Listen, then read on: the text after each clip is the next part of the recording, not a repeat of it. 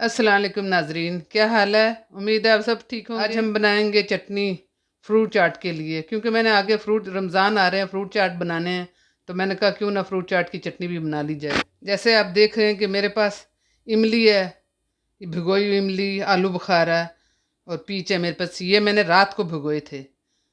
और इमली गुठलियों के साथ है, प्लम जो से वो गुठलियों के साथ हैं। ये सीडलेस हैं पीच।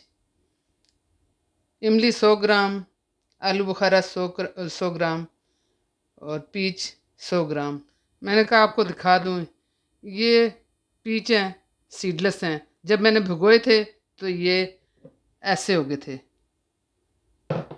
ये इमली है, भिगोने से जब मैंने भिगोई वो फूल गई, ये देखें। और ये प्लम है, देखें कितने ड्राई हैं। और जब मैंने भिगोए तो ये ऐसे हो गए, फूल गए। चीनी 200 ग्राम, 2 टेबलस्पून सफ़ेद सिरका, 1 टीस्पून नमक, आधी टीस्पून काली मिर्च, 1 टीस्पून लाल मिर्च, आधी टीस्पून सफ़ेद मिर्च, और ये मेरे पास 1/4 टीस्पून लहसुन पाउडर है। मेरे पास ब्लेंडर का जार है, मैं इसमें पीच जो है वो डालकर इससे ग्राइंड कर लूँगी, बिल्कुल पेस्ट बना लूँगी। ये प्लम के जो है ना, हाथ से गुठलियाँ निकाल लूँगी सब। ये भी मैं पीच के साथ डाल के उसको भी ग्राइंड कर लूँगी। ये देखें गुठली। इमली मैं इस बड़े बोल में डालूँगी। इससे हाथों की मदद से, हाथ मेरे वाश हैं, अच्छी तरह मसल के। ये देखें, मैंने इमली का सीड सारे निकाल लिए। इसमें थोड़ा पानी में डाल के इसे फिर कर लूँगी, क्योंकि हमें इस पकाना है, इसलिए हम इसे छान लेंगे पहले। ये देखें नाजरीन, इमली का ये सारा गुदा, सीड और ये जो रेशे हैं ये सब निकल गए हैं। अब मैं इसे, ये देखें पानी, नीचे पानी निकल गया इतना। ये देखें आलू बुखारों से मैंने सारे सीड ये देखें निकाल लिए हैं। और अब ये गुदा मैं ब्लेंडर में डालूँगी पीच के साथ। ये देखें, ये सब डालूँगी, इसे इकट्ठा जो लिक्विड बना दूँगी, क्योंकि हमें इसे पकाना है। ये देखें, मैंने पीच और प्लम लिक्विड कर दिए हैं। अब हम इसे छानेंगे। जग में थोड़ा गूदा लगा, इससे भी मैं पानी डाल के इस्तेमाल करूँगी। अब छानेंगे, जितने भी रेशे हैं ना उसे निकाल देंगे। ये देखें, ये जो रेशे रह गए हैं, अब हमें इसकी ज़रूरत नहीं है, हम इसे डिस्कार्ड कर देंगे। नाज़रीन ये देखें, पीच, प्लम, इमली, ये सब मैंने छान लिया। ये देखें, मैंने अपनी चटनी को उबालने के लिए रखा। जब इसे उबाली आएगी तो हम इसे कवर कर देंगे और 10 मिनट के लिए पकाएंगे। हमारी चटनी उबलने लगी है, अब हम इसमें सब मसाले डाल देंगे।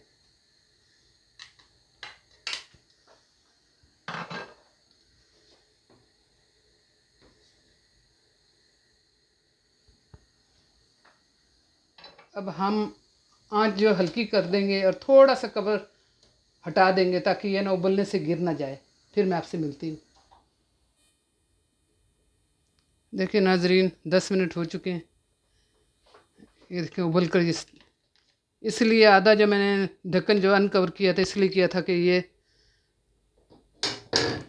उबल के गिर ना जाए बाहर। अब हम इसमें 10 मिनट बाद चीनी डाल देते हैं। बिस्मिल्लाह। चीनी डालकर आपको 5 मिनट बाद देखना कि आपको कितनी थिक चाहिए चटनी। बहुत ज़्यादा थिक नहीं आपने रखी, क्योंकि जब ठंडी होती है फिर चटनी और ज़्यादा ये थिक हो जाती है।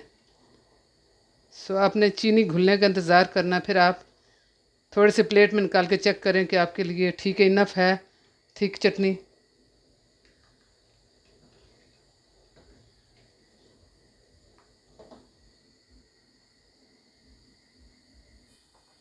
चीनी डालकर आंच तेज़ रखनी है और फिर चेक करते रहना आपको कितनी गाढ़ी चाहिए चटनी।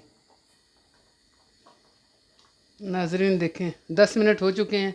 अब आधी टीस्पून भुना कुटा ज़ीरा और धनिया ये जो है मिक्स करके पीसा था, इस आधी टीस्पून लेनी है हमने। ज़्यादा मसाले नहीं डालने चाहिए। वैसे भी मसाले जो है ना आप अपने टेस्ट के मुताबिक एडजस्ट करें। और जो हमारा विनेगर है वो भी डाल देते हैं। अब आपने प्लेट में डालना है, सिंपली प्लेट में डाल के चेक कर लेना है आपको कितनी गाढ़ी चाहिए, क्योंकि जब ये ठंडी होगी तो और ज़्यादा गाढ़ी हो जाएगी, इसलिए आपने प्लेट में डाल के चेक कर लेनी है। और जब आपके मुताबिक जैसे आपने घनी रखनी है, अगर वैसे ठीक है तो फिर आप ठंडा करके इसको जारों में भर लेना। और आपके लिए ये रमज़ान शरीफ में आप इस्तेमाल करेंगे चटनी, ज़्यादा अच्छी लगती है फ्रूट चाट के साथ। बाकी आपकी मर्ज़ी, आप खा सकते हैं जिस तरह आप इस्तेमाल करना चाहें। मेरे लिए तो ठीक है। देखें अब मैं इसे ठंडा करके जार में भर लिया, साफ़ करते हैं, ठंडा होने के लिए रखते हैं। नाज़रीन, अब हमारी चटनी जो ये ठंडी हो चुकी है, हम अब इसे जार में डालेंगे। आप छोटी बोतलों में भी भर सकते हैं, लेकिन मुझे ये बड़ी बोतल अच्छी लगती है ताकि मैं आसानी से इसमें चम्मच से निकाल सकूँ। ये देखें 4 हफ्ते अच्छी तरह आप इसको टाइट करके फ्रिज में रख दें। इंशाल्लाह मैं होप कर रही हूँ कि आप मेरी इस रेसिपी को रमज़ान शरीफ में ट्राई करेंगे, इंजॉय करेंगे, फैमिली से शेयर करेंगे। अगर लाइक करें तो सब्सक्राइब भी करें प्लीज़, और कमेंट ज़रूर किया करें।